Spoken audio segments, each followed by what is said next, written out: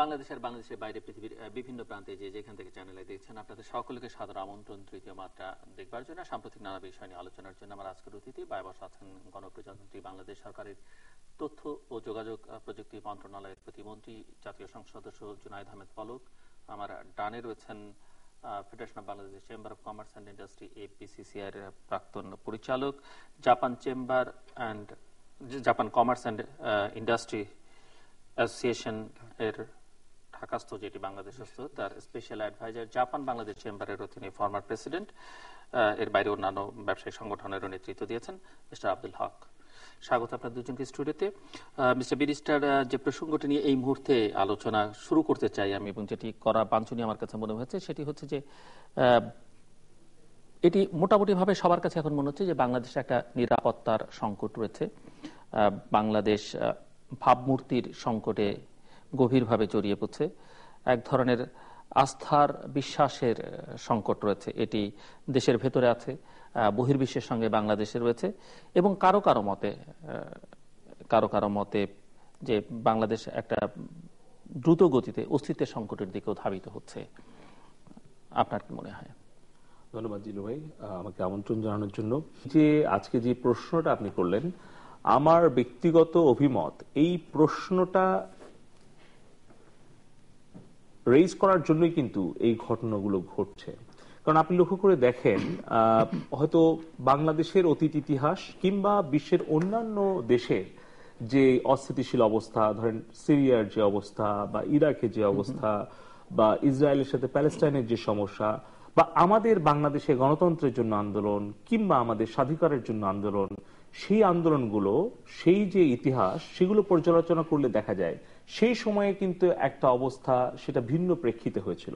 কিন্তু এই মুহূর্তে, অর্থাৎ সাম্প্রতিক সময় যদি আমি বলি 1-2 মাস হলে যে ধরনের ঘটনা আমরা লক্ষ্য করছি, দুজন বিদেশি হত্যা কিংবা ব্লগার হত্যা, ঠিক যেই ঘটনাগুলো আমাদের দেশে এবং আন্তর্জাতিকভাবে আমাদেরকে বিব্রত করছে কিংবা আমাদের যে রাষ্ট্রীয় জাতীয় নিরাপত্তার বিষয়টিকে প্রশ্ন সাপেক্ষ করছে, শুধুমাত্র এই উদ্দেশ্য নিয়েই কি এই হত্যাকাণ্ড চালানো হচ্ছে, নাকি সামগ্রিকভাবে আমাদের সামাজিক অপরাধ বৃদ্ধি পাচ্ছে?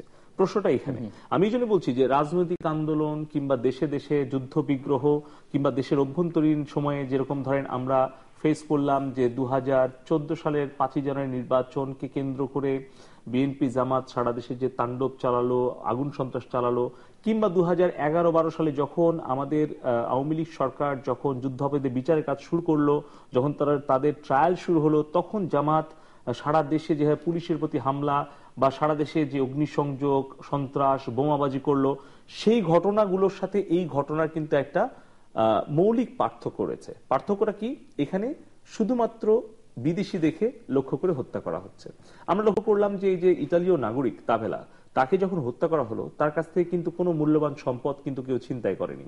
এবং যেই হত্যাকারীরা যে 4 জন ধরা পড়েছে, এবং তার মধ্যে রুবেল যে 164 যে জবানবন্দি দিয়েছে, সেখানে কিন্তু বলেছে যে এই তাভেলার সাথে তাদের কোনো পূর্ব শত্রুতা ছিল না, অথবা তারা কোনো মূল্যবান সম্পদ ছিনতাই করার জন্য তাকে হত্যা করেনি। তাহলে কেন হত্যা করেছে? নিশ্চয়ই এর পেছনে আমাদের জাতীয় বা আন্তর্জাতিক কোনো চক্রান্ত ছিল অথবা আছে, হয়তো তদন্তে আরো বেরিয়ে আসবে, অনেক মুখোশ উন্মোচন হবে।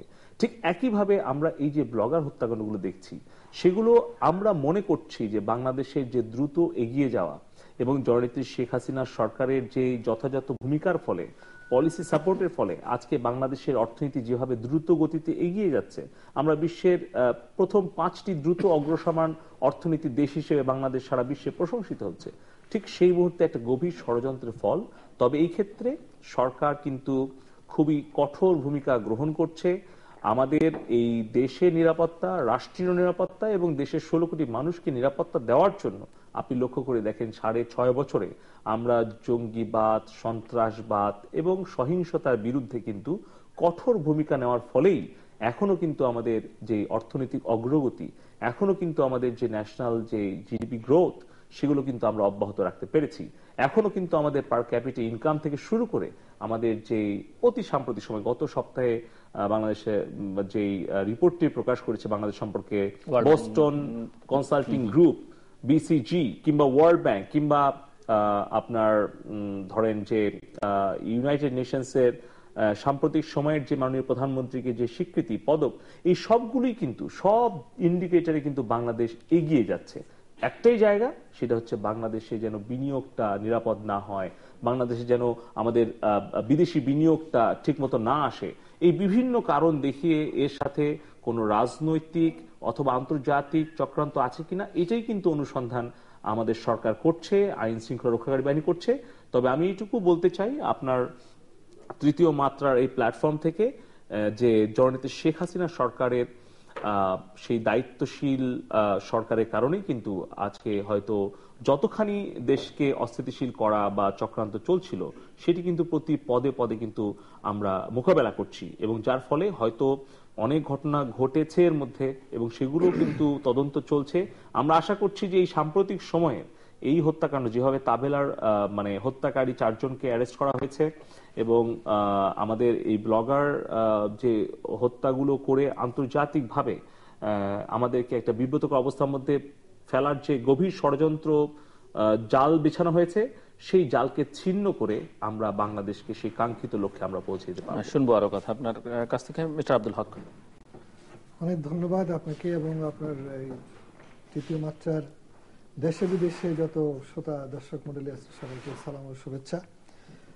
আমি আজকে অত্যন্ত আনন্দিত যে একজন আমাদের তরুণ নেতা, যিনি অনেক তরুণ, যারা এই ভবিষ্যতে বাংলাদেশকে নেতৃত্ব দিবেন, এখনো দিচ্ছেন, খুব ভালো লাগছে তার উপস্থিতিতে তৃতীয় মাত্রায়।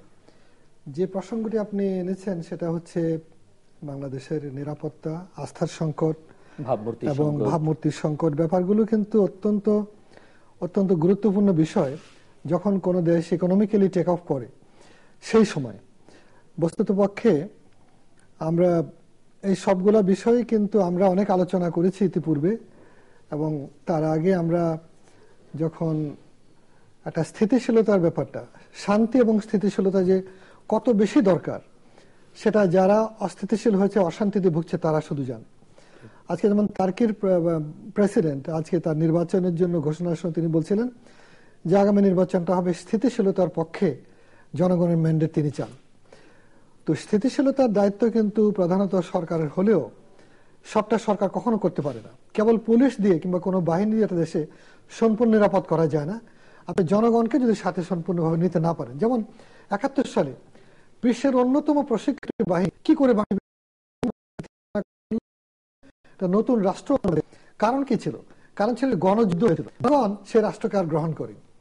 আমি এখনো মনে করি যে আমাদের এখানে যে রাজনীতিকরা যে জায়গাটা একটা গ্যাপ তৈরি হচ্ছে, যেমন আপনি অনেক পুলিশের সংখ্যা বাড়ালে, একসময় আপনার খন্দকার সাহেব ছিলেন পুলিশের আইজি, খুব লার্নেড মানুষ ছিলেন তিনি, এবং হোম মিনিস্টার ছিলেন মাহমুদুল হাসান। এটা এরশাদের সময় খুব লড়াই হচ্ছিল যে থানা বাড়াবে, আইজি সাহেব তার বিরুদ্ধে। আমার সাথে আমার খুব ভালো পরিচয় ছিল। আমি জিজ্ঞেস করলাম, স্যার আপনি আইজি হয়ে বিরোধিতা কেন করছেন? তুমি জানো না যে আমাদের যে কলোনিয়াল প্যাটার্নের সিস্টেম, এর মধ্যে যদি আমরা এগুলো বেশি বাড়াই তাহলে কিন্তু ক্রাইম বেড়ে যাবে। আমি এর আগে কিন্তু কল্পনাও করি নাই no less than a person life. তার আগের দিন, আমি যেদিন কথা বলছি তার আগের দিন রমনা থানায় একটা যুবকের মৃত্যু হয়েছিল। উনি আমাকে জিজ্ঞেস করলেন, আমার বাসা থেকে রমনা থানা কত দূর? 1 কিলোমিটার হতে পারে বড় জোর। বলছি, কে এই ছেলেটা মারা গেলে, কেন মারা গেল? আমাকে জিজ্ঞেস করছে। আমি জানি না, বলে যে তাকে র্যান্ড চেকিং করতে গিয়ে মেরে ফেলেছে। অতএব এটা আরো বাড়বে। অতএব আমি বলবো মাননীয় মন্ত্রী মহোদয়ের সামনে যে রাষ্ট্র খুব জটিল একটা বিষয়, কিন্তু আজকে যেগুলো ঘটছে জায়গায় কোন একটা ফাঁক হয়েছে। এবং আমি বিনীতভাবে বলবো যে বয়সে, যে আমার মনে হয় এই রাষ্ট্রের জন্য কারা বেনিফিশিয়ারি এটা বুঝলে কিন্তু আমার এই অস্থিতিশীলতার বেনিফিট কে জড়িত, নিঃসন্দেহে তারা বেনিফিশিয়ারি। অতএব আজকে বাংলাদেশে মনে করেন যে বস্টন কনসাল্টিং গ্রুপ যেটা বলেছে যে আগামী 10 বছরে বাংলাদেশে 27 million people will be having $5,000 per capital income. তো যেটা অনেক দেশের জনসংখ্যা এত নাই, ইউরোপের অনেক দেশের জনসংখ্যা অনেক কম। ফলে আমাদের কিন্তু কেউ কল্পনা করতে পারে যে 10 বছর পরে বাংলাদেশে কোটি গাড়ির প্রয়োজন হবে, কিন্তু সেই হিসাবে আমরা প্রস্তুত না। আমরা কিন্তু ভাবতেই পারি না যে এরকম ইনফ্রাস্ট্রাকচার আমরা করবো, সেজন্য আমাদের প্রচন্ড বিনিয়োগ দরকার ছিল। ফিরে আসি, কদিন আগে জাপানের যে রাষ্ট্রদূত চলে গেলেন, তিনি কিন্তু যাওয়ার আগে অনেকগুলো মিটিংয়ে বলে গেছিলেন যে তোমাদের কিন্তু কিক স্টার্ট করা উচিত ইন্ডাস্ট্রিয়াল ডেভেলপমেন্ট। আমরা সরকারকে বলার চেষ্টা করেছি, সরকার এগুচ্ছেন, যেমন ইন্ডাস্ট্রিয়াল পার্ক করা অনেকগুলো, উনি কিন্তু ওনার আন্ডারে স্পেশালাইজড আপনার হাইটেক পার্ক করছেন। অনেকগুলো স্পেশালাইজড পার্ক করা আমাদের দরকার, ইন্ডাস্ট্রি পার্ক করা দরকার, যাতে ইন্ডাস্ট্রি আসতে গেলে ইমিডিয়েটলি এসে যেন প্লাগ ইন করে আসতে পারে। অতএব এই যে আমরা আলোচনা করেছিলাম এখানে গুজরাটের সাফল্য দিয়ে মোদী কিন্তু তার যে একটা কমিউনাল লেবার ছিল সেটাকে ঢেকে কিন্তু একটা বন্যা বয়ে দিল, ভারতের প্রধানমন্ত্রী হলেন। তার আসল পরিচয়টা কিন্তু একেবারে পেছনে পড়ে গেল, আরএসএস এর যে পরিচয় কেউ কিন্তু প্রশ্ন তুলল না। উনি যুব সমাজের কাছে বললেন আমি গুজরাটের মতো তোমাদের চাকরি দেবো। আর গুজরাটের সাফল্যের পেছনে কে ছিল? জাপানের বিনিয়োগ। আমি বলবো যে এই মুহূর্তে আমাদের একটাই ধর্ম হওয়া উচিত, সেটা হচ্ছে ইকোনমিক ডেভেলপমেন্ট। এবং সেটা যদি করতে হয় তাহলে আমাদের শাসনের ক্ষেত্রে বড় রকমের পরিবর্তন আসা দরকার। আমরা মনে করছি সেদিন ওয়াহিদুদ্দিন মাহমুদ সাহেব বলছিলেন যে আপাতত যদি মনে করা হয় যে বহুদলীয় গণতন্ত্রকে আমরা ছুটি দিয়েছি, কিন্তু কতগুলো ক্ষেত্রে যে সংস্কারগুলো দরকার, শাসনের ক্ষেত্রে যে সুশাসন নিশ্চিত করা দরকার, জবাবদিহিতা দরকার, কিন্তু কোনো ছাড় নাই। ইকোনমিক প্ল্যানিং এ তারা হার্ভার্ড ইউনিভার্সিটির প্ল্যান মেনটেন করে। যুব সমাজ, ওইখানে যে কমিউনিস্ট যুব ইউথ গ্রুপ আছে তারা কিন্তু ওই লেভেলের, তারা কিন্তু ওই টেন্ডারবাজির মধ্যে নাই। দেখো এইখানে কিন্তু বড় একটা গ্রাজুয়েশন দরকার। আমার বিশ্বাস আমাদের তরুণ নেতার মাধ্যমে আমি এটাই বলবো যে বাংলাদেশের যুব সমাজ এগোতে চাচ্ছে। তারা কিন্তু দেখেন কৃষকের ছেলে মেয়েরা বিদেশে গিয়ে আজকে $27 billion reserve, the largest contributor is the আমাদের রিমিটার, সাধারণ মানুষের ছেলে পেলে। আর বড় লোকরা কিন্তু উল্টো নিয়ে যাচ্ছে, এখান থেকে নিরাপদ মনে করছে না, আমার ছেলে পেলেরা আমেরিকা থাকবে, অস্ট্রেলিয়া, কানাডা, নিজের পক্ষে মালয়েশিয়া, অতএব তিনি ওখানে নিয়ে যাচ্ছেন তারা। আর গরিবের ছেলে পেলেরা জীবন যৌবনটা মরুভূমিতে বিলিয়ে দিয়ে দেশকে দিচ্ছে। এই জায়গাগুলো তো আমাদের ইকুয়েশন দরকার। আমরা কিন্তু যদি যেটা আমরা মনে একটু আগে ওনার সাথে প্রাইভেট আলোচনা বলছিলাম যে ব্যক্তির স্বার্থ, ব্যক্তির লোভ লালসা, বলা হচ্ছে পৃথিবীতে কিন্তু পৃথিবীর সমস্ত মানুষকে দেওয়ার মতো সম্পদ আছে, অনেক ক্ষেত্রে কিন্তু একটা ব্যক্তি লালসা মেটাবার মতো হয়তো নাই। অর্থাৎ সারা পৃথিবীর সমস্ত সম্পদ কিছু লোকের হাতে চলে যাচ্ছে। বাংলাদেশেরও কিন্তু আমার যে এই জায়গাটা ফিলোসফিক্যাল ডেভেলপমেন্ট দরকার, যে মুক্তিযুদ্ধে রক্তাক্ত অধ্যায়ের মধ্যে অর্জিত এটি রাষ্ট্র, তার যেখানে শাসনের ক্ষেত্রে, বিচার ব্যবস্থার ক্ষেত্রে, সম্পদের বন্টনের ক্ষেত্রে, শিক্ষার ক্ষেত্রে, এমনকি আমাদের যে মানব উন্নয়নের ক্ষেত্রে আমাদের নতুন অনেক গভীর চিন্তা দরকার ছিল। আজকে আমরা বিশাল যে পপুলেশন, এই বাংলাদেশে আমাদের অন্যতম একজন যে জীবন্ত মানুষ সিরাজ ইসলাম চৌধুরী সাহেব, শেখ স্যার বলি আমরা, স্যার বলছিলেন যে বাংলাদেশে 2 কোটি মানুষ ইউরোপিয়ান স্ট্যান্ডার্ডে, আমেরিকান স্ট্যান্ডার্ডে থাকতে পারে। সেই জায়গায় আমরা 16 থেকে 18 কোটি লোকের মতো হয়ে গেছে। এই প্রচন্ড ভাবে জন্ম নিয়ন্ত্রণ দরকার ছিল, যেটা স্বাধীনতার পরে আমার মনে হয় 75-76 সাল পর্যন্ত ছিল। তারপরে এটা শিথিল হতে হতে আমরা কিন্তু এখন, অনেকে বলবেন যে পপুলেশন বোনাস, বাট ডেমোগ্রাফিক্যাল ডিজাস্টারও বলা হয়ে থাকে। আজকে আমরা যদি কাজ দিতে না পারি, সেগুলো কিন্তু মনে করেন যে চীনে বলা হচ্ছে 7 কোটি বাচ্চা কাচ্চা কিন্তু এই যে ইকোনমিক ডেভেলপমেন্টের টুল হিসাবে, যেমন ধরেন চীনের নিয়ম কি, যে কুমিল্লা বাড়ি, সে কিন্তু বাচ্চা কাচ্চা সিলেটে পড়াতে পারবে না, কিংবা ঢাকায় পড়াতে পারবে না, তাকে কুমিল্লাতে পড়াতে হবে।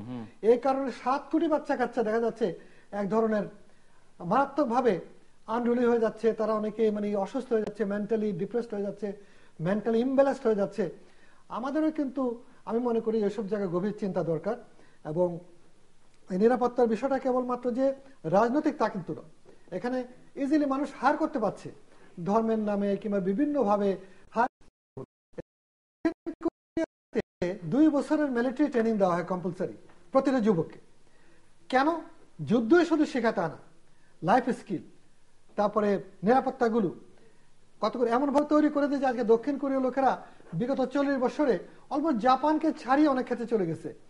আপনার ইন্টারনেটের ব্যবহারে তারা কিন্তু জাপানের আগে। সো আমার মনে হয় যে এখানে একটা উত্থান দরকার, একটা উত্থান পর্ব দরকার বাংলাদেশে। টাইম হ্যাজ কাম যখন কিনা আমাদের এই সব ব্যাপারে নতুন করে ভাবতে হবে এবং একটা উত্থান পর চায় যেন বাংলাদেশের জনগণ। বাংলাদেশ সেই পোটেনশিয়ালটা আমাদের আছে।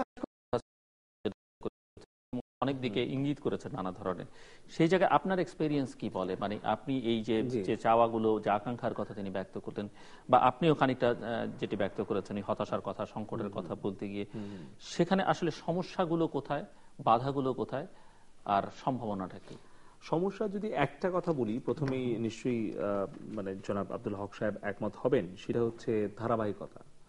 আপনি যতগুলো রাষ্ট্রের সফলতার কথা একটুক্ষণ আগে বর্ণনা করেছেন, প্রত্যেকটা রাষ্ট্রেই কিন্তু একটা রাজনৈতিক নেতৃত্বের ধারাবাহিকতা ছিল।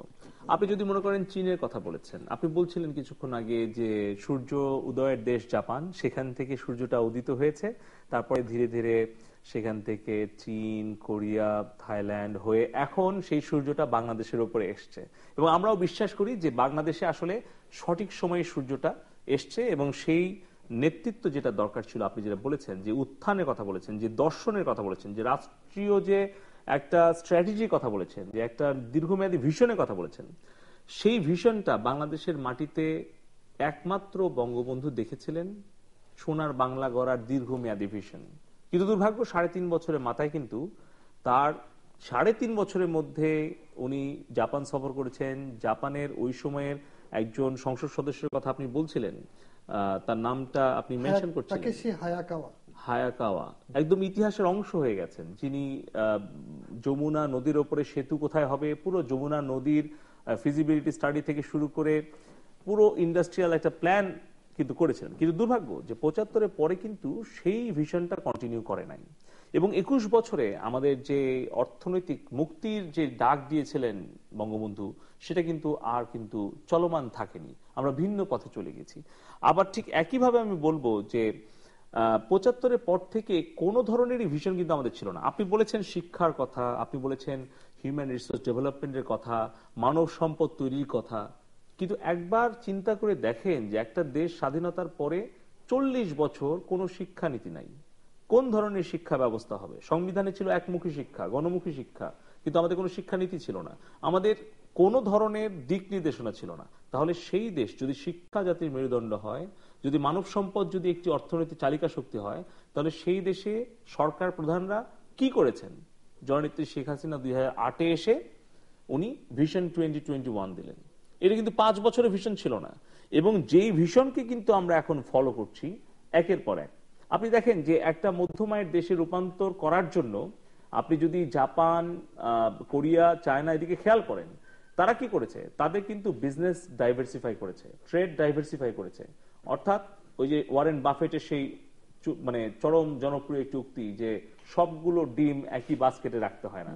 কিন্তু আমরা দীর্ঘদিন কিন্তু কৃষি নির্ভর ছিলাম এবং গার্মেন্টস এর উপর নির্ভরশীল এখনো পর্যন্ত। তাহলে একই বাস্কেটে কিন্তু আমরা সবকিছুই রাখছি, কিন্তু আমরা ভিন্ন ভিন্ন বাস্কেট কিন্তু তৈরি করিনি। একমাত্র কিন্তু জননেত্রী শেখ হাসিনা উনি আইটি নির্ভর, প্রযুক্তি নির্ভর নতুন একটা দিক নির্দেশনা দিয়েছিলেন 2008 সালের 29শে ডিসেম্বর নির্বাচনের আগে, এবং সেই দিক নির্দেশনাই কিন্তু আজকে সারা বাংলাদেশের তরুণ প্রজন্মকে উজ্জীবিত করেছে এবং নতুন একটা পথের দিশা দিয়েছে। এবং আমি বলতে চাই, আপনি বলেছেন যে আমাদের পপুলেশন কন্ট্রোলের বিষয়ে, আমি কিন্তু এই প্রশ্নটি সংসদে করেছিলাম যখন আমি নবম জাতীয় সংসদের ইয়াংগেস্ট মেম্বার অফ পার্লামেন্ট ছিলাম। সেই দিন আমি মহান জাতীয় সংসদে মাননীয় প্রধানমন্ত্রীকে প্রশ্ন করেছিলাম যে আমরা 16 কোটি মানুষের দেশ, আমাদের এত মানুষের খাওয়া পড়া সবকিছু নিয়ে চিন্তা করতে হয়, কেন আমরা জন্ম নিয়ন্ত্রণের দিকে আমরা মনোযোগী হচ্ছি না? মাননীয় প্রধানমন্ত্রী কিন্তু সেদিন সংসদে বলেছিলেন যে আমি আমার দেশের জনগণকে বোঝা মনে করি না, এটি আমার সম্পদ মনে করি, এবং আমি আমার দেশের জনগণকে আমি কর্মক্ষম জনসম্পদের শক্তিতে রূপান্তরিত করতে চাই। এবং আমি কিন্তু ধীরে ধীরে এখন উপলব্ধি করছি যে আমরা যে পপুলেশন, আপনি বলেছেন যে ডেমোগ্রাফিক ডিভিডেন্ড বা ডিভিডেন্ড নাকি ডিজাস্টার, ডিজাস্টার, কিন্তু আমি বলবো যে বাংলাদেশে ডিভিডেন্ড না করতে পারলে কিন্তু ডিজাস্টার। আমি বলছি যে বাংলাদেশে কিন্তু পপুলেশন ডিভিডেন্ড, নট ডিজাস্টার। কিভাবে? মাননীয় প্রধানমন্ত্রীর ওই উত্তরের পরে আমি প্রতিদিনই চেষ্টা করছি নতুন ভাবে এই ডেমোগ্রাফিক ডিভিডেন্টের বিষয়টি, তাৎপর্যটি অনুভব করার। আপনি যদি আজকে জাপানের দিকে তাকান, ইউরোপ আমেরিকার দিকে তাকান, তারা কিন্তু এখন কর্মক্ষম তরুণ প্রজন্মের সংকটে আছে। এবং আপনি বলেছেন যে চায়নার যে ওয়ান চাইল্ড পলিসি, নিশ্চয়ই আপনি জানেন যে খুবই সাম্প্রতিক সময়, গত সপ্তাহে তারা রাষ্ট্রীয়ভাবে ওয়ান চাইল্ড পলিসি থেকে সরে এসছে। কারণ তারা চিন্তা করছে, আপনি যেটা বললেন যে তারা ওই ভবিষ্যৎকে যেভাবে প্রেডিক্ট করছে, যে তাদের যে আস্তে আস্তে কিন্তু চীনেও কিন্তু তাদের কিন্তু মানে কস্টলি লেবার হয়ে যাচ্ছে। লেবার কস্ট বেড়ে যাচ্ছে, ফলে চায়না থেকে কিন্তু এখন জাপান সহ অন্যান্য কোম্পানিগুলো আস্তে আস্তে থাইল্যান্ডে সরে গিয়েছিল। এখন চায়না +1 হিসেবে বাংলাদেশকে জাপান চিন্তা করছে, অন্যান্য আরো অনেক দেশগুলো চিন্তা করছে। ফলে আমি বলবো যে মাননীয় প্রধানমন্ত্রী জননেত্রী শেখ হাসিনা কিন্তু রাইট ট্র্যাকে আছেন, এবং আমাদের যে 16 কোটি জনশক্তি, এই যে 1 কোটি দেশের বাইরে আছে, আমাদের মূল স্ট্রেংথই হচ্ছে আপনার $26 বিলিয়ন যে রেমিটেন্স, আমাদের মূল স্ট্রেংথ হচ্ছে $25 বিলিয়ন আমাদের গার্মেন্টস। এই দুইটা জায়গায় তো আমাদের 2 কোটি তরুণ তরুণী আপনার ইনভলভ। ওই 2 কোটি তরুণ তরুণী যদি গার্মেন্টস সেক্টরে না থাকতো, শ্রম না দিত, আজকে ইন্টারন্যাশনাল মার্কেটে আমরা সবচেয়ে লোয়েস্ট প্রাইস বিট করে কিন্তু আমরা গার্মেন্টস এর এই ব্যবসাটা ধরে রাখতে পারতাম না। এবং আমরা এটাকে টার্গেট করছি যেটা 50 বিলিয়ন হবে। আজকে আমরা যে আইটি প্রমোশনে যাচ্ছি, ইন্ডাস্ট্রি প্রমোশনে, আমরা জাপান, ইউরোপ, আমেরিকায় আমাদের 30টা দেশে আমরা আইটি এক্সপোর্ট করছি। আপনি যেটা বলেছেন, হ্যাঁ ঠিক, নিরাপত্তার যে বিষয়টি একদমই আপনার সাথে একমত। মাননীয় প্রধানমন্ত্রী জননেত্রী শেখ হাসিনা বলেন যে যদি আমাদের নাগরিকরা স্বাচ্ছন্দ্যে সচ্ছলভাবে চলতে পারে তাহলে অনেক সমস্যার সমাধান হবে। কারণ এই তাভেলা হত্যাকাণ্ডে পেছনে যারাই থাকুক মুখোশ পড়ে, তারা তো ব্যবহার করেছে মাদকাসক্ত 4 জন যুবককে, যারা আর কি এই অপরাধ প্রবণতার সাথে যুক্ত, কারণ তারা হতাশাগ্রস্ত হয়ে মাদকাসক্ত হয়েছে বলেই তাদেরকে সহজে ভাড়া করা গেছে। অথবা ওই যে ধর্মান্ধ গোষ্ঠী, যাদেরকে হয়তো সুশিক্ষায় শিক্ষিত করতে পারার অভাবের কারণে তারা হয়তো এই অন্ধকার দিক বেছে নিয়েছে। আমরা বলবো আমরা কিন্তু আওয়ামী লীগ সরকার ওই জায়গাগুলোকে অ্যাড্রেস করছে। আমরা কিন্তু হিউম্যান রিসোর্স ডেভেলপমেন্টের জায়গায় হাত দিয়েছি, নতুন কর্মসংস্থান আমরা তৈরি করছি। এবং এই জায়গাতে আমি শেষ কথাটা বলতে চাই যে আজকে দেখেন, একটা ব্যাংকে যদি আপনি টাকা রাখেন তাহলে আপনাকে সেই মূলধন দ্বিগুণ করার জন্য অন্তত পক্ষে আপনাকে 5 বছর সময় নেবে। আর একটা রাষ্ট্রের পার ক্যাপিটা ইনকাম জননেত্রী শেখ হাসিনার যথাযথ পলিসি সাপোর্টের ফলে $500 থেকে বেড়ে $1400 নিয়ে গেছে। তো এইটা তো একজন সরকার প্রধানের সবচেয়ে বড় সাফল্য, যে সামগ্রিকভাবে একটা দেশের উন্নয়ন করা, ব্যক্তি দলের স্বার্থের ঊর্ধ্বে উঠে একটা ন্যাশনাল পলিসি অ্যাডপ্ট করা। এবং সেই ক্ষেত্রে কিন্তু আওয়ামী লীগ সরকারের থেকে ভালো কেউ পলিসি অ্যাডপ্ট করেছে এরকম দৃষ্টান্ত কিন্তু বাংলাদেশের ইতিহাসে নাই। এবং সেখানেই প্রশ্ন যে অনেকের মধ্যে যারা আপনার এই সাফল্য গাথার সঙ্গে একমত পোষণ করবেন, হয়তো কেউ কেউ ভিন্ন মত পোষণ করতে পারেন যে এটিকে তো টেকসই করতে হবে। আপনি এখন মিলেনিয়াম ডেভেলপমেন্ট গোল থেকে সাস্টেইনেবল ডেভেলপমেন্ট গোলে গিয়ে যাচ্ছি। টেকসই করতে হলে আপনি যদি সবার জন্য পলিটিক্যাল স্পেসটা নিশ্চিত না করেন, আপনি যদি ডেমোক্রেটিক ভ্যালুস গুলোকে ইমপ্রুভ করার চেষ্টা না করেন বা সেগুলোকে নিশ্চিত না করেন, তাহলে তো এটি টেকসই হবে না। এবং যে সংকট আমি শুরু করেছিলাম, সেই সংকট অনেকেই এখন বলছেন যে এটা হয়তো পেছনের দিকে যেতে পারে। অবশ্যই যেতে পারে। আমি 2 মিনিটে শুধু একটা কথা বলতে চাই। আমি আপনাকে অনুরোধ করব যে এইখানে আওয়ামী লীগ যেই রাজনৈতিক চর্চা করে, যেই রাজনৈতিক প্রক্রিয়ার মধ্যে দিয়ে আজকে ধরেন যে প্রায় 65 বছরের পথ পার করেছে, সেই পথটি পার হওয়ার জন্য প্রত্যেকটি বাংলাদেশের প্রত্যেকটি রাজনৈতিক দল অনুসরণ করা উচিত। দোষের তো কিছু নাই। আমার খুবই কষ্ট হয় যখন বঙ্গবন্ধুকে ছোট করে অন্য কোনো দল বড় হতে চায়। আমার খুবই কষ্ট হয় যখন আওয়ামী লীগের রাজনৈতিক ঐতিহাসিক কৃতিত্বকে অন্য কেউ ছোট করে অন্য কোনো দল বড় হতে চায়। আপনি ভারতে দেখেন, কই কংগ্রেসের ধরেন কোন নেতাকে, জওহরলাল নেহেরু কিংবা মহাত্মা গান্ধীকে ছোট করে তো বিজেপি আগাচ্ছে না। বিজেপি তো অটল বিহারী বাজপেয়ীকে বলছে না যে সে ভারতের স্বাধীনতার মূল নায়ক ছিল কিংবা জাতির পিতা ছিল। এইটা নিয়ে কিন্তু ভারতে বিতর্ক নাই, সাউথ কোরিয়াতে বিতর্ক নাই। আমি আপনাকে বলেছিলাম একটা বিষয়, সেটি হচ্ছে যে ধারাবাহিকতা।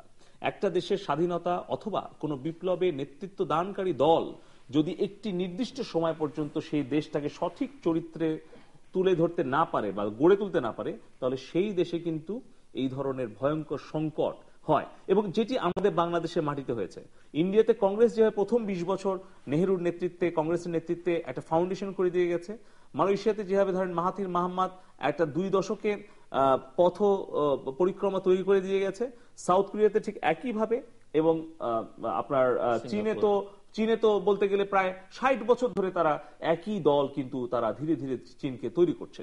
আমি এখানে শেষ একটা কথা বলতে চাই যে রাজনৈতিক চর্চা অবশ্যই সরকারের দায়িত্ব হচ্ছে নিরাপত্তা দেওয়া, অবশ্যই স্পেস দেওয়া, প্রত্যেকটা রাজনৈতিক দলকে রাজনৈতিক চর্চা করা। কিন্তু একটা রাজনৈতিক দল অথবা রাজনৈতিক দলের যে নেতা, তাকে কিন্তু দূরদর্শী হতে হবে, তার একটা ভিশন থাকতে হবে, তার দেশ এবং জনগণকে নিয়ে চিন্তা থাকতে হবে। যদি আমরা বাংলাদেশের মূল রাজনৈতিক দলগুলো নিয়ে আলোচনা করি, আপনি আমাকে একটা উত্তর দিতে পারবেন জিল্লুর ভাই, যে বাংলাদেশ আওয়ামী লীগ ছাড়া অন্য কোন রাজনৈতিক দলের নিয়মিত কাউন্সিল হয়? অন্য কোন রাজনৈতিক দলের গঠনতান্ত্রিক ভাবে আমরা আওয়ামী লীগ যতখানি আমরা ব্যালেন্স শিট মেনটেন করি, আমাদের ধরেন ব্যাংক অ্যাকাউন্ট, আমাদের দলের রেজিস্ট্রেশন, আমাদের দলের কর্মীদের রেজিস্ট্রেশন, নমিনেশন প্রক্রিয়া কিংবা কাউন্সিল প্রক্রিয়া, এই সবগুলো বিষয়ে যে চর্চার মধ্য দিয়ে বঙ্গবন্ধুর পরে জননেত্রী শেখ হাসিনা দীর্ঘ 3 দশক ধরে নেতৃত্ব দিচ্ছেন, এই জায়গাতে আওয়ামী লীগ ছাড়া আর কোন রাজনৈতিক দল বাংলাদেশে আছে যারা আমাদের থেকে আরো বেশি গণতান্ত্রিক প্রক্রিয়া অথবা রাজনৈতিক চর্চা করে? আমি তো বলবো যে এই আহ্বানটা, প্রশ্নটা আমার বাংলাদেশ আওয়ামী লীগ ছাড়া অন্যান্য যে রাজনৈতিক দলগুলি আছে তাদের কাছে, যে আওয়ামী লীগকে দোষারোপ না করে, জননেত্রী শেখ হাসিনা সরকারকে দোষারোপ না করে নিজেদের দলের নিজেদের অভ্যন্তরে রাজনৈতিক চর্চা করুন। আব্দুল হক, আমি রাজনীতি সত্যি কথা বলতে কি বুঝি না, রাজনীতির ছাত্র নই। আমরা এটা প্রত্যাশা করি আমার দেশে যারা কর্মজীবী মানুষ, শ্রমিক, কৃষক, সাধারণ মানুষ, আমার দেশের লক্ষ লক্ষ ব্যবসায়ী সবাই কিন্তু পরিশ্রম করছে এবং সম্পদ তৈরি করছে। তারা সরকারের কাছে, আপনাদের কাছে যেটা প্রত্যাশা করে সেটা হচ্ছে নিরাপত্তা, বেসিক জিনিসগুলো, শান্তি, স্থিতিশীলতা। মূলত গত সপ্তাহের ইকোনমিস্ট পত্রিকায় অসাধারণ এডিটোরিয়াল ছিল মিডল ইস্টকে কেন্দ্র করে যা হচ্ছে পৃথিবীতে। সে কারণে তারা দুটো জিনিসকে বলেছে যে এখানে গণতন্ত্র এবং অর্থনীতি, বাজার, এই দুইটা একটা বিশাল ব্যাপার for establishing peace and stability. বাংলাদেশেও দেখেন, যদি আমরা গণতান্ত্রিক ধারা যেভাবে যাচ্ছিল, আমরা কেউ সুখী ছিলাম না। আমরা চাচ্ছিলাম আরো অনেক উন্নত গণতন্ত্র হোক। সেই হিসাবে কিন্তু মানুষ কোনো হাঙ্গামাতে অংশগ্রহণ করতে রাজি না। আমাদের বিগত রাজনীতি সেটা সাক্ষ্য দেয়। সব দলে কিন্তু এখন পরিবর্তন চিন্তা করছে। আমরা যেটা এখন মনে করি, আপনারা সেটা ডেফিনেটলি পৃথিবীতে বিগত 1000 বছরে যে ডেভেলপমেন্ট হয়েছে এর চেয়ে বেশি ডেভেলপমেন্ট হয়েছে গত 50 বছরে, just because of IT regulation. একদম ঠিক। তাহলে আমাদের কিন্তু এত সময় লাগা উচিত না যে আমাদের পার্টিকুলার কিরকম হবে। আমি যে ম্যাকেনসির একটা রিপোর্ট বলি, ম্যাকেনসির যে রিপোর্ট, সেখানে শিল্প বিপ্লবের সময়ে 150 বছরে যে উন্নয়ন হয়েছে, এই আইটি বিপ্লবের সময় 10 বছরে সেই উন্নয়ন। এই যে আপনার হাতে যে মানে ঘড়িটা আছে, এটা কেবল ঘড়ি নয় না, এটা পৃথিবীর সব কিছু আপনি করতে পারছেন। এখন এই জায়গায় গিয়ে আমাদের অবস্থান কোথায় হবে? তাহলে আমি মনে করি যে আমার কথা হচ্ছে, হক ভাই একটা জিনিস আমি 1 মিনিট শুধু বলি, আমি আপনার সাথে সম্পূর্ণ একমত। এই জায়গাতেই প্রবলেম যে আমরা আজকে দেখেন বাংলাদেশ আওয়ামী লীগের একটা ওয়েবসাইট আছে ইন্টারেক্টিভ। বাংলাদেশ আওয়ামী লীগ রিয়েলাইজ করেছে, মাননীয় প্রধানমন্ত্রী জননেত্রী শেখ হাসিনার সন্তান, আমাদের আইসিটি উপদেষ্টা জনাব সজীব ওয়াজেদ জয়, উনি নেতৃত্ব দিচ্ছেন প্রত্যক্ষভাবে পুরো পার্টির কার্যক্রমকে কিন্তু ডিজিটালাইজ করার জন্য। এবং পুরো এই যে ডিজিটাল বাংলাদেশ, এই ভিশনটা কিন্তু তার ব্রেন চাইল্ড। কারণ উনি নিজে একজন কম্পিউটার সায়েন্সে মানে গ্রাজুয়েশন করেছেন, হার্ভার্ড থেকে উনি পলিটিক্স নিয়ে মাস্টার্স করেছেন। ফলে কিন্তু উনার চিন্তা চেতনা আওয়ামী লীগকে নতুন জেনারেশনে নিয়ে আসতে পেরেছে। এবং আওয়ামী লীগের যে আপনি লক্ষ্য করে দেখবেন যে 49-এ কিন্তু তরুণ নির্ভর আওয়ামী লীগ ছিল। তারপর কিন্তু বঙ্গবন্ধুর নেতৃত্বে তরুণরাই কিন্তু দেশের স্বাধীনতা আন্দোলনের নেতৃত্ব দিয়েছেন। আবার কিন্তু জননেত্রী শেখ হাসিনা আবার তরুণদেরকে সুযোগ করে দিচ্ছেন। এই যে আপনি যেটা বললেন যে রাজনৈতিক অঙ্গনে একটা পলিটিক্যাল পার্টি হিসেবেও একটা আধুনিক পার্টি হিসেবে করার, আপনি একটু শুধু কম্পেয়ার করে দেখেন। আমি জানি যে আপনার হয়তো রাজনৈতিক অঙ্গনে অতটা বেশি মানে আপনি স্টাডি করেন না, কিন্তু জাস্ট আপনি অনলাইনে যে দেখেন, আমি একটা শুধু কম্পেয়ার করতে বলবো, আমাদের আওয়ামী লীগের ফেসবুক পেজে 1 মিলিয়নের বেশি ফ্যান। বাট আপনি বলেন তো বাংলাদেশে আর কোন রাজনৈতিক দলের একটা ফেসবুক ফ্যান পেজ আছে কিনা? তাহলে এই যে রাজনৈতিক চর্চা, এই যে বিশ্ব এগিয়ে যাচ্ছে, তার সাথে আমাদের বাংলাদেশে অন্যান্য রাজনৈতিক দলকেও এগিয়ে যেতে হবে। আজকে মোদি ভারতের যে প্রধানমন্ত্রী হলেন, ওনাকে বলা হয় যে এই সমসাময়িক বিশ্বে সবচেয়ে বেশি টেক সেভি লিডার উনি। আজকে আপনি বাংলাদেশ আওয়ামী লীগ কিন্তু একটা আধুনিক রাজনৈতিক দল হিসেবে আধুনিক সরকার পরিচালনা করছে এবং সম্পদের সুষ্ঠু ব্যবহার করছে বলে আমরা 6.5 বছরে যে ডেভেলপমেন্ট করেছি, এটি কিন্তু অন্য কেউ করতে পারেনি। আমার আহ্বান থাকবে যে অন্যান্য রাজনৈতিক দলেরও উচিত আমাদেরকে ফলো করা। সেটা ডেফিনেটলি আমার মনে হয় যে রাজনৈতিক ব্যাপারে আপনার নতুন চিন্তা আনবেন, সেটাই কাম্য দেশের জন্য, অর্থনীতির জন্য। কিন্তু আমাদের যে সামনে এখন যে প্রথম যে আলোচনার সূত্রপাত থেকে যেটা আপনার সংকটগুলো যে আবর্তিত হয়েছে, এই সংকটগুলোকে কিন্তু মোকাবেলা করতে গেলে আপনাদেরকে অনেক বেশি প্রোঅ্যাক্টিভ হতে হবে। এখানে যে আস্থার সংকট তৈরি হলে কিন্তু বিনিয়োগ আসবে না, আর বিনিয়োগ না আসলে আমরা কিন্তু এত কোটি কোটি মানুষকে কর্মসংস্থান দিতে পারবো না। তাহলে কি হবে? তখন আমাদের এই তরুণরা মানে বিদেশে চাকরি পাওয়ার সস্তায়, কৃষকের ছেলেপেলেরা যাদের অনেক বেশি পয়সা নাই, তারা দেখেন ওই আপনার দালালদের খপ্পরে পড়ে সমুদ্রে গিয়ে আত্মহত্যা দিচ্ছে, মালয়েশিয়ার জঙ্গলে লাশ পাওয়া যাচ্ছে। এটা আমাদের জন্য ভীষণ লজ্জার বিষয় যখন পৃথিবীর হেডলাইনে, গ্লোবাল হেডলাইনে উঠে। সেই জন্যই কিন্তু আপনার এখানে যে আমরা কিরকম শিক্ষা দিচ্ছি, অনেক সংস্কার দরকার। নট নেসেসারিলি সেটা আপনার এই পলিটিক্সের সাথে সম্পর্কযুক্ত। সেটা যদি ভিয়েতনামের এক পার্টির দরকার সরকার করে থাকতে পারে, আপনারা যদি মনে করেন যে আপাতত যেটা ওয়াহিদুর রহমান সাহেব বলেন যে বহুদলীয় যদি ছুটি হয়ে থাকে, তাহলে আপনার সংস্কারগুলো করেন, শাসনের ক্ষেত্রে সংস্কার করেন, প্রশাসনের সংস্কার করেন। এই ব্রিটিশ ধারার যে প্রশাসন নিয়ে বসে আছি আমরা, এর মাধ্যমে তাদের একটা সীমাবদ্ধতা আছে, তারা কিন্তু আর ডেলিভারি দিতে পারছে না। তাহলে বিনিয়োগ যদি আনতে চান, যেমন আমার দরকার ছিল আজ থেকে 10 বছর আগে ঢাকা চিটাগং রোডে 4 লেন রোড, এখনো কিন্তু আমরা কমপ্লিট করতে পারি নাই। বাট গুড থিং যে গভর্নমেন্ট সেটা বুঝতে পেরেছে, করতে চাচ্ছে। বাট সেটা যখন শেষ হবে, তার আগে কিন্তু আমার দরকার ছিল এক্সপ্রেসওয়ে, আমার ইলেকট্রিক ট্রেন দরকার। সরকার সবগুলোকে নজর দিচ্ছে। মুশকিল হচ্ছে কি, একটা জিনিস বোঝা দরকার যে আমরা কিন্তু যদি গ্লোবালাইজড এনভায়রনমেন্টে, বাজার অর্থনীতিতে আওয়ামী লীগ সরকার ইতিমধ্যে কমিট করেছে যে বাজার অর্থনীতি, তো বাজার অর্থনীতি এবং আপনার কনজারভেটিভ অর্থনীতি একসাথে চলতে পারবে না। সেই জন্য যদি আপনার আস্থাটা আমরা তৈরি করতে পারি, তাহলে কিন্তু আমরা পৃথিবীর বিনিয়োগ পাবো। পৃথিবীতে কোনো টাকার কোনো অভাব নাই। ওই জায়গাটাই আমাদের সমস্যা। এই শাসনের সংকট, রাজনৈতিক সংকট, আস্থার সংকটগুলো ওই জায়গায় আলোচিত হতে হবে। আলোচনা না আসলে কিন্তু আপনার এটা এক্সপোজড হবে না।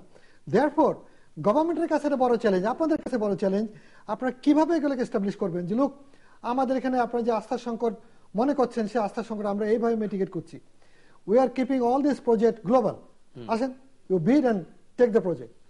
এইসব জায়গায় যদি আমরা ওই পর্যায়ে যেতে পারি, ভিয়েতনামে যদি আমেরিকান বিনিয়োগ যায়, যে ভিয়েতনামের মাটি নাফাম বোমা দিয়ে আমেরিকানরা জ্বালিয়ে দিয়েছিল, আজকে আমেরিকা হচ্ছে তার সবচেয়ে বড় বন্ধু। তার মানে অর্থনীতিতে এক পর্যায়ে গিয়ে শত্রু বন্ধু হয়ে যায়। জাপানে কিন্তু জাপানের দ্বিতীয় মহাযুদ্ধের সময় অ্যাটম বোমা যারা দিয়েছিল, তারাই কিন্তু জাপানের সবচেয়ে বড় বাজার। অতএব আমাদের এখানে উপমহাদেশে মনে করেন আমরা, ভারত আমাদের সামনে বড় বাজার, কিন্তু ভারতের ট্রেডিশন হচ্ছে তারা অনেক কনজারভেটিভ। তারা কিন্তু বাজার, আসলে বাজারটা আমাদের জন্য, আমি জায়গাটা আপনাকে একটা ইনফরমেশন দিই, ভারতের রাজ্যগুলোর যে আলাদা ক্ষমতা, এটা অনেকে কিন্তু দুনিয়াতে জানে না। তারা কিন্তু অলমোস্ট ইন্ডিপেন্ডেন্ট রাষ্ট্রের মতো। এ বলে যে আমার এখানে এত % ট্যাক্স দিতে হবে, সেন্ট্রাল গভর্নমেন্ট কিছু করতে পারে না। ব্রিটিশরা 200 বছরেও এই পেঁয়াজগুলো বুঝে নাই। আমি আপনি তো এত তাড়াতাড়ি কি করে বুঝবো? ওরা অনেক ম্যাচিউর রাজনীতি করে, শত হাজার বছরের প্রতিষ্ঠান আছে। আরেকটা জিনিস হচ্ছে যে প্রতিষ্ঠানগুলো, মনে করেন যে মাননীয় প্রধানমন্ত্রীর সততা কিংবা নিষ্ঠার কোনো অভাব নাই, কিন্তু সব জায়গায় যদি সবাই কাজ না করে, যেমন জাপানে সবাই কাজ করছে বলে জাপান, অবশ্যই চীনে সবাই কাজ করে, একটা পুলিশ একটা মোড়ে দাঁড়িয়ে শুধু হাত দেখায়, কোনো ব্যক্তির সাহস নাই অমান্য করে যাবে। আইন এরকম ভাবে মান্য করা হয়। আমার দেখা যাচ্ছে 10 জন দাঁড়ায় আছে, আমি কিন্তু উল্টা চলে যাচ্ছি। মানে আইনের কঠোরতা চাচ্ছি।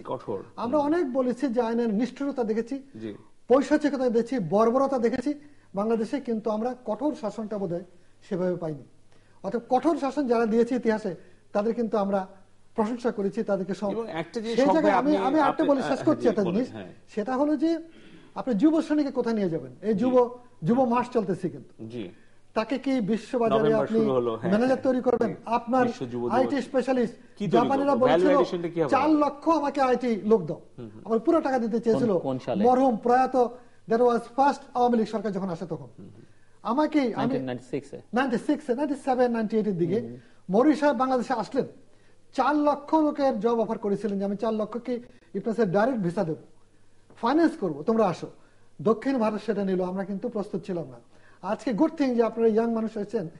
এখন আপনি সারা গ্রামে গঞ্জে আমাদের যে ছেলেপেলেরা আছে, আমাদেরকে অঙ্কের জন্য প্রয়োজন, আমি আপনাকে মাধ্যমে অনুরোধ করবো, ইফ নেসেসারি, আপনি মেইজি সংস্কারের কথা শুনেছেন জাপানের, আজ থেকে 150 বছর আগে, যখন একটা প্রিমিটিভ কান্ট্রি থেকে, একটা ফিউডাল সোসাইটি থেকে জাপান প্রথম বুঝলো যে আমরা বন্ধ রেখে অনেক সরে এসেছি, পৃথিবীতে কিন্তু শিল্পী বিপ্লব হয়েছে, গান পটের এসছে, তারা জানতো না। অ্যাডমিরাল পেরি নামে একজন, তা যখন ওখানে জাহাজ ভেড়াতে গেল তখন তারা দেয়নি, তখন সে ওখান থেকে মানে বোমবার্ড করার পরে তারা খুলে দিয়েছে। তখন তারা সমস্ত শাসকেরা, ফিউডাল লর্ডেরা বসছে, সামুরাইরা বসে বলল, এগুলো তো আমরা দেখিনি, আমরা তরবারি নিয়ে এগুলো মোকাবেলা করতে পারবো না। তখন তারা মেইজি সংস্কারের কথা আসলো, ফেমাস মেইজি সংস্কার। তখন তারা এই চাল বিক্রি করে বাইরে থেকে প্রশিক্ষিত টিচার এনেছিল, এবং তার বেতন ছিল তখনকার প্রধানমন্ত্রীর চেয়ে 4 গুণ বেশি একটা টিচারের বেতন। এগুলো ইতিহাস কিন্তু।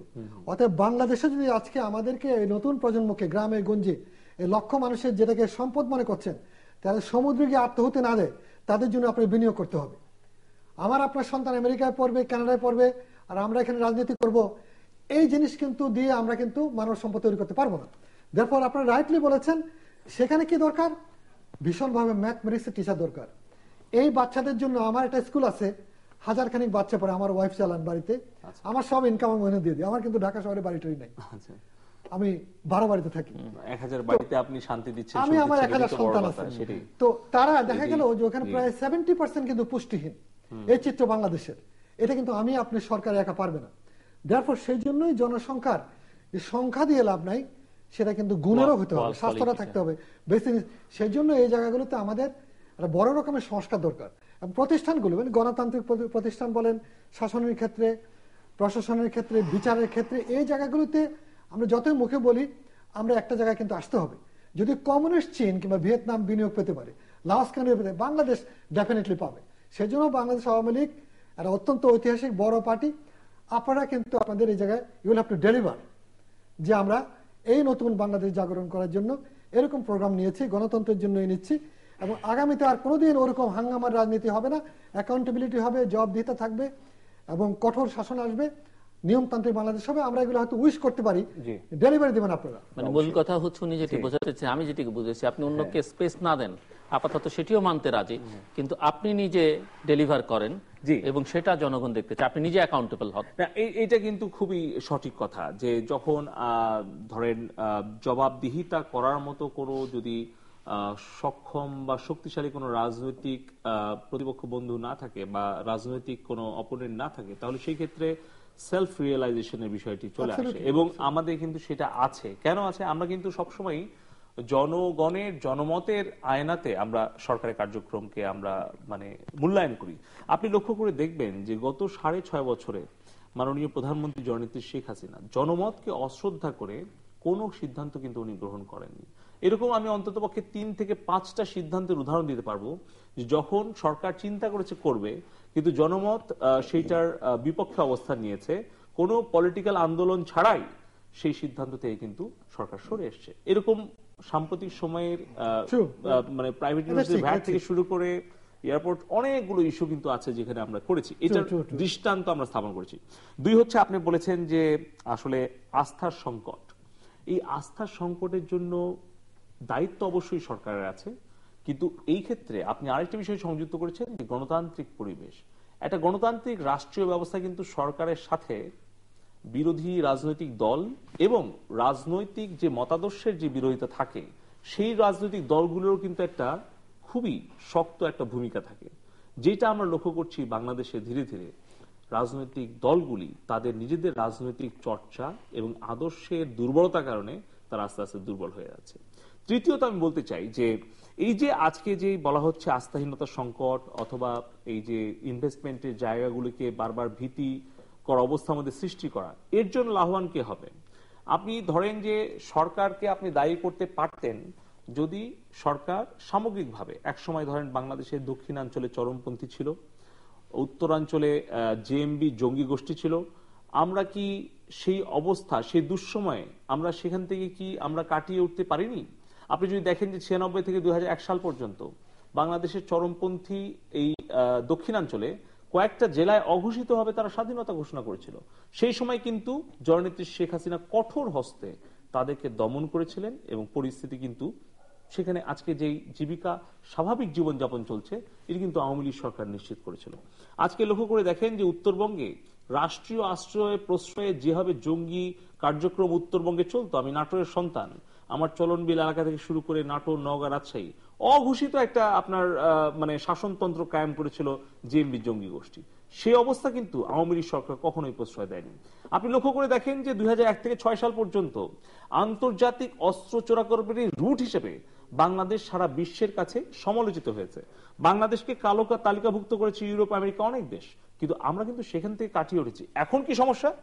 এই যে রাজনৈতিক আন্দোলন সংগ্রামের নাম করে যে সন্ত্রাস, রাজনৈতিক দূরদর্শিতার অভাবে, আদর্শের অভাবে, ত্যাগের অভাবে তাদের যে রাজনৈতিকভাবে ধীরে ধীরে ক্ষয় হয়ে যাওয়া, সেটাকে তারা মোকাবেলা করার জন্য, তারা ক্ষমতা দখলের জন্য রাজনৈতিক প্রতিপক্ষ হিসেবে বিএনপি, জামাত, তারা যে সন্ত্রাসের পথটা বেছে নিয়েছে, এটি হচ্ছে আমাদের বাংলাদেশের সবচেয়ে বড় দুর্ভাগ্য। মানুষ পুড়িয়ে, বাস পুড়িয়ে, বোমা হামলা চালিয়ে এইভাবে তো রাজনৈতিক আন্দোলন কোনো দাবি আদায় করা যাবে না, বা এটা কখনোই ইতিহাসে কখনোই কোনো রাজনৈতিক দল এটা করতে পারে না। আপনি লক্ষ্য করে দেখেন বঙ্গবন্ধু 7ই মার্চের ভাষণে কি বলেছিলেন? বলেছিলেন যে হরতাল হবে কিন্তু লঞ্চ চলবে, ট্রেন চলবে। এখনো যদি বঙ্গবন্ধু প্রত্যেকটি রাজনৈতিক আন্দোলনের ভাষণগুলো আমরা শুনি, তার দিক নির্দেশও শুনি, উনি কিন্তু প্রত্যেকটা জায়গায় কিন্তু রাজনৈতিক দাবি আদায়ের পেছনে সাধারণ মানুষকে সম্পৃক্ত করতে পেরেছিলেন। কারণ হচ্ছে উনি মানুষকে ভালোবাসতেন। এবং এই কারণে কিন্তু আওয়ামী লীগের দীর্ঘ 65 বছরের রাজনৈতিক ইতিহাস আর অন্যান্য রাজনৈতিক দলের ইতিহাস কিন্তু এক নয়। এখন আমাদের কথা হচ্ছে আমাদের দায়িত্ব আমরা কতখানি পালন করছি। আপনি লক্ষ্য করে দেখেন যে এই গত 6.5 বছরে যত মেগা প্রজেক্ট, পদ্মা সেতু থেকে শুরু করে হাইটেক পার্ক, আপনার টিয়ার 4 ডেটা সেন্টার, ই গভর্নেন্স, আপনার ঢাকা চট্টগ্রাম 4 লেন, আমাদের ঢাকা শহরের যে অবকাঠামো, আপনি বলেছিলেন কিন্তু এক মুহূর্তে যে আগামী 10 বছর বা 5 বছর পরেই হয়তো আমাদের 1 কোটি ভেহিক্যালকে আমাদের ম্যানেজ করতে হবে সারা বাংলাদেশে। হয়তো এখন 20 লাখ বা 30 লাখ, এটা 5 বছরে আমাদের যে ইকোনমিক গ্রোথ, সেই কারণে হয়তো 1 কোটি ভেহিক্যাল আমাদেরকে হ্যান্ডেল করতে হবে। এই চিন্তা, সেই জায়গায় আমরা প্রস্তুত কিনা? আমরা তো প্রস্তুতি গ্রহণ করার চেষ্টা করছি শেখ হাসিনার নেতৃত্বে, কিন্তু এর আগের সরকারগুলো এরকম দূরদৃষ্টিতে আমরা দেখিনি। আর আমি দ্বিতীয় কথাটা বলতে চাই, আপনি বলেছেন চমৎকার ভাবে, সঠিক সময় সঠিক কাজটা করা। একটা সরকার প্রধান কিভাবে একটা দেশকে এগিয়ে নিয়ে যেতে পারে অল্প সময়ে, আবার কিভাবে একটা দেশ পিছিয়ে যেতে পারে। আপনি লক্ষ্য করে দেন আফগানিস্তানের 70 দশকের সামাজিক চিত্র, তারা কিন্তু ওয়েস্টার্ন লাইফ লিড করত, কিন্তু আজকে দেখেন সেখানে কিন্তু আজকে মৌলবাদীদের ঘাঁটিতে রূপান্তরিত হয়েছে। আমার আশঙ্কা একটা জায়গায়, যে একটা প্রগতিশীল, একটা ধরেন প্রোগ্রেসিভ গভর্নমেন্ট থাকলে একটা দেশের যে অর্থনৈতিক বিকাশ হয়, সামাজিক যে বিকাশ হয়, সেটা কিন্তু কখনোই একটা মানে মৌলবাদী গোষ্ঠীর ছত্রছায়া কোনো সরকার সেটা কোনো পৃথিবীর কোনো দেশে দিতে পারে নাই। আমি বলবো সঠিক সময়ে সঠিক সিদ্ধান্ত একমাত্র জননেত্রী শেখ হাসিনা নিয়েছেন। আপনি যদি খেয়াল করেন 92 সালের কথা নিশ্চয়ই আপনার মনে আছে, তখন তো আমরা ছোট ছিলাম, আপনাদের নিশ্চয়ই মনে আছে। সেই সময় বিনামূল্যে আমরা সাবমেরিন কেবল পেয়েছিলাম, কিন্তু আমরা কানেক্টেড হতে পারিনি, কারণ সেই সময় সরকার এবং সরকার প্রধানের দূরদর্শিতার অভাব। অথচ ওই সময় যদি আমরা সাবমেরিনে কেবলে সংযুক্ত হতাম, কিংবা 99 সালে যে হাইটেক পার্ক করার উদ্যোগ গ্রহণ করেছিলেন জননেত্রী শেখ হাসিনা, সেই হাইটেক পার্ক যদি কন্টিনিউ করা হতো, আজকে এই 15-20 বছরে ওই 232 একর জায়গায় অন্তত পক্ষে $5 বিলিয়ন কিন্তু রেভিনিউ আমরা আর্ন করতে পারতাম। কিন্তু আমাদের দুর্ভাগ্য, সেই হাইটেক পার্ক আমরা করছি আরো 15 বছর পরে এসে। তো আজকে আমাদের এইটাই অনুরোধ যে বাংলাদেশের ভালোর জন্য, এদেশের উন্নয়নের জন্য, জনগণের উন্নয়ন এবং নিরাপত্তা প্রদানের জন্য শেখ হাসিনা সরকার যে কাজগুলি করছে, সেইটার সাথে সবাইকে সম্পৃক্ত হতে হবে এবং কিছুটা সময় আমাদেরকে দিতে হবে। আমরা শেষের দিকে মিস্টার হক কনক্লুডিং। আমার মনে হয় যে উনি যেগুলো বলছেন এগুলো তো দ্বিমত করার বিষয় নয়। আমি শুধুমাত্র যে ইকোনমিটাকে, যে অর্থনীতিকে যদি আমরা প্রধানত আমাদের প্রাধান্য দিই, তাহলে আমাদের অনেকগুলো জায়গায় কম্প্রোমাইজ করতে হবে, এভলিউট করতে হবে, পর্যালোচনা করতে হবে। যে যেমন ধরুন আপনি যে প্রথম নিরাপত্তার বিষয়টা আনলেন, ইকোনমির জন্য অত্যন্ত গুরুত্বপূর্ণ খুবই। কেননা আমাদের 2জন লোককে হত্যা করে যদি এই মেসেজ দেওয়া যায় যে বাংলাদেশ নিরাপদ না, তাহলে ইজ গুড এনাফ যে আমার এখানে দলে দলে যে লোক আসা তৈরি হচ্ছিল জাপান থেকে, তারা কিন্তু থমকে গিয়েছে। যখন কিছু রাষ্ট্র নিরাপত্তা নিয়ে অসন্তোষ প্রকাশ করেছে বা উদ্বেগ প্রকাশ করেছে, তখন যারা সন্তোষ প্রকাশ করেছেন জাপান তাদের মধ্যে, এবং তারপরে কিন্তু জাপানি নাগরিক হত্যা হলো, এবং জাপান সেই জায়গায় তাদের উদ্বেগ উৎকণ্ঠা এবং রংপুরে খুনীয় হত্যাকাণ্ডের ঠিক একদিন আগে জাপানের মেটির একজন ডেপুটি মিনিস্টার কিন্তু বাংলাদেশ সফর করে গিয়েছেন এবং আমাদের সাথে সাইন করেছেন। হ্যাঁ, অ্যাকচুয়ালি অনেকগুলো জাপানের যে এই সরকারের সঙ্গে ল্যান্ডমার্ক যেটা প্রজেক্ট, যেটা মাননীয় প্রধানমন্ত্রীর সঙ্গে আমিও জাপানে গিয়েছিলাম, যে মাতারবাড়ি পাওয়ার প্রজেক্ট দিয়ে কিন্তু বাংলাদেশে একটা বড় রকমের উত্থান হবে।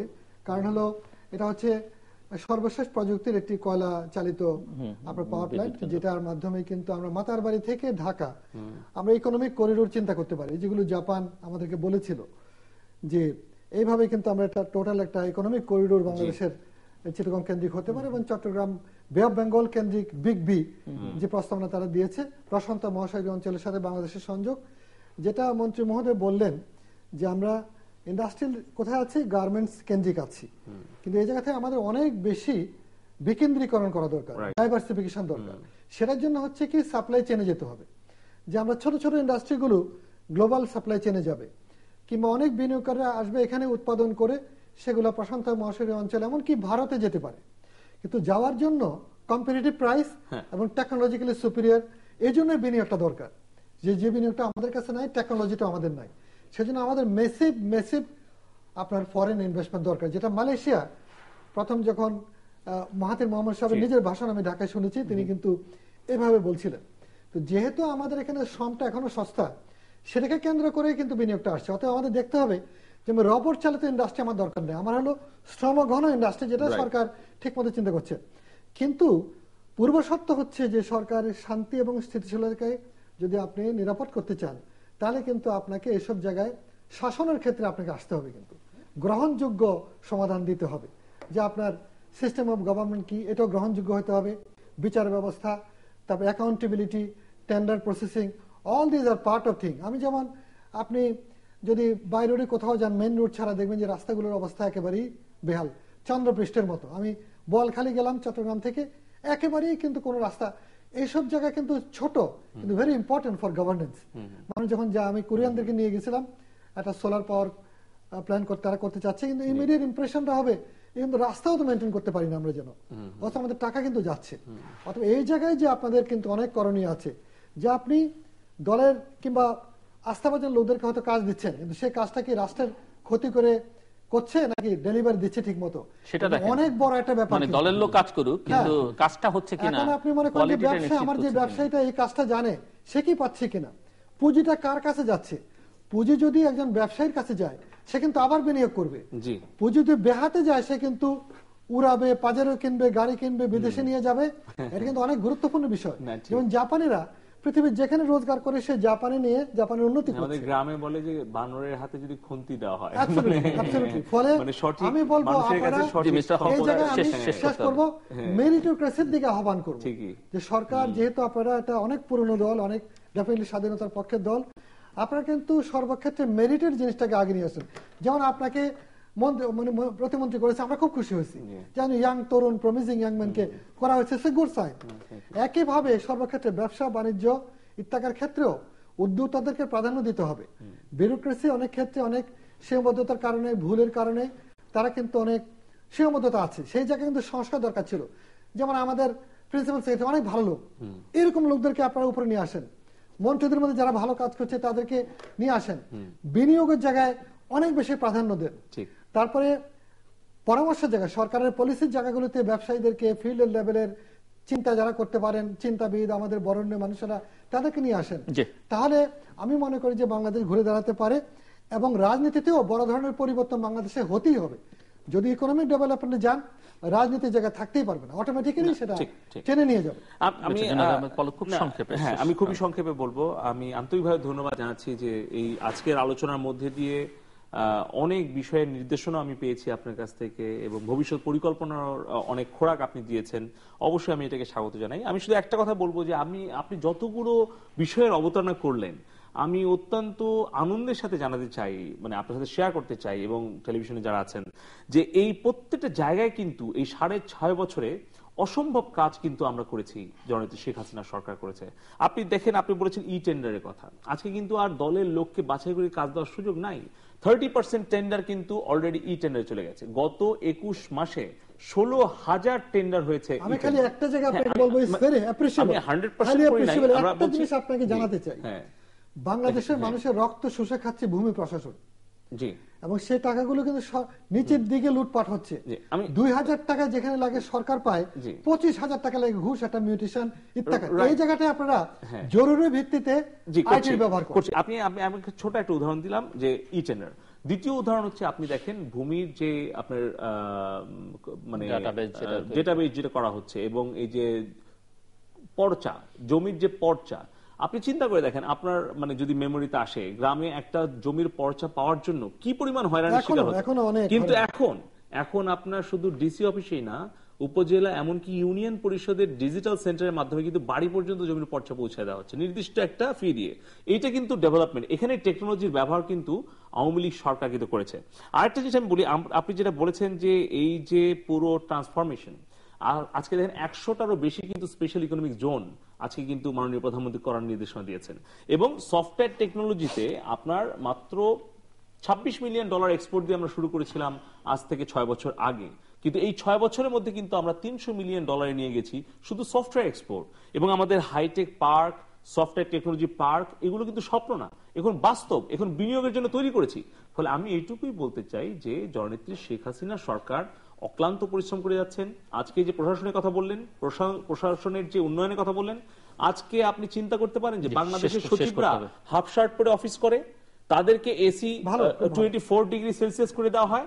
এই যে একটা সামগ্রিক যে সামাজিক আন্দোলন, সেটাও কিন্তু নেতৃত্ব দিচ্ছেন, শুধু অর্থনৈতিক আন্দোলনে না, একটা সামাজিক আন্দোলনের নেতৃত্ব দিচ্ছেন জননেত্রী শেখ হাসিনা। তা আমি বলবো যে আজকে বাংলাদেশের সকল প্রগতিশীল মুক্তিযুদ্ধের চেতনার পক্ষের প্রজন্ম, এই নতুন প্রজন্ম এবং যারা আমাদের প্রবীণ যারা নাগরিকরা আছেন, সবাই মিলে শেখ হাসিনার হাতকে শক্তিশালী করে বাংলাদেশকে উন্নয়নের দিকে নিরাপদ একটি রাষ্ট্র। দর্শক, অনুষ্ঠানের শেষ প্রান্তে আমরা তৃতীয় মত সম্পর্কে আপনি লিখতে পারেন ডাক, ইমেল, SMS এর মাধ্যমে, ইন্টারনেট, আমাদের অফিসিয়াল ওয়েবসাইট অথবা সোশ্যাল মিডিয়াতে যেসব পেজ রয়েছে সেসব পেজে আপনাদের মতামত রাখতে পারেন।